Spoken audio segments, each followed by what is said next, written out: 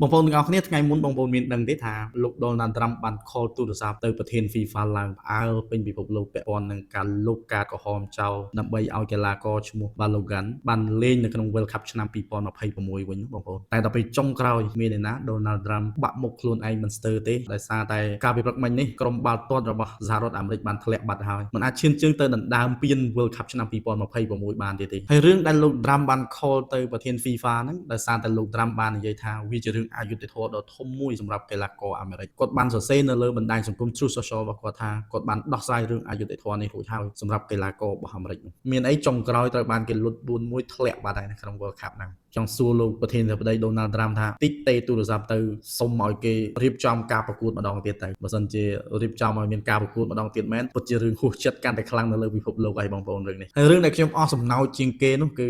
លោក Fantino បងប្អូនជាប្រធាន FIFA ហ្នឹងបាទខំយកចិត្តទុកដាក់លោក Trump គ្រប់បែបយ៉ាងទាំងអស់ខំ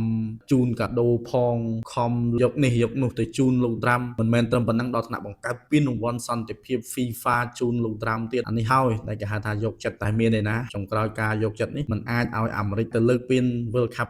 2026បានដដែលហ្នឹងអញ្ចឹងបានថាកុំអាងខ្លាំងចេះតែអាចទេទៅគេសុំគេឲ្យលុបការក្រហមគេលុបតែមានអី Donald Trump ភ្លេចទេទៅបញ្ជាបាល់ថាកុំឲ្យចូលទីខ្លួនឯងតែមានអីចូលបាត់អញ្ចឹង Donald Trump ទេទៅបាល់សាក់មើលឬក៏ទេទៅសហព័ន្ធ FIFA ម្ដងទៀតមើលពន្យាការប្រកួត World Cup ឆ្នាំ2026នឹងបានទេឬក៏ឲ្យ